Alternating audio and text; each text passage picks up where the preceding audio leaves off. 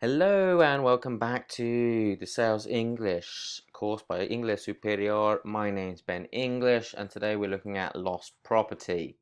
Okay, so sometimes what happens is people leave their bags at the platform and people forget things because that's what people do. People are forgetful. So common lost property: cameras, cell phones, or mobile phones in British English. Personal documents, that's a bad one to lose.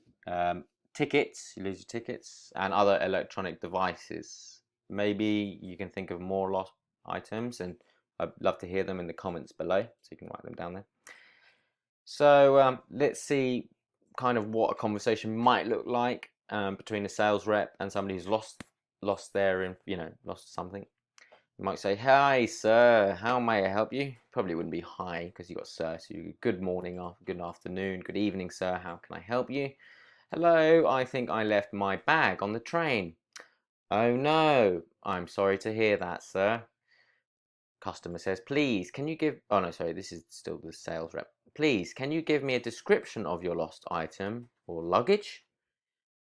And the customer responds, sure, it's big, small, brown, Louis Vuitton, what's the brand? Adidas, Nike, yeah? They're going to describe the bag to you. And what did I say earlier?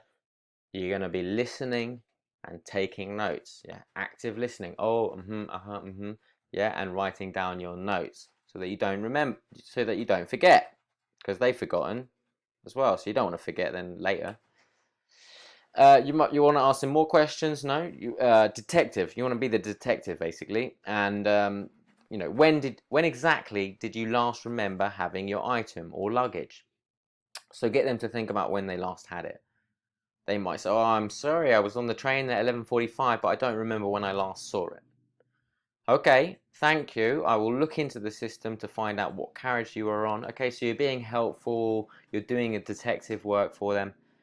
And you can tell them, look, please have a seat while I figure it out. Please have a seat while I contact the train operators, while I continue my detective work. Okay, just say, look, have a seat, and I'll provide you with information as soon as I have the information. But for now, relax. I'm taking control of the situation. You've done everything you needed to do now, which is tell me that you've lost your item and give me the description and as much information as possible.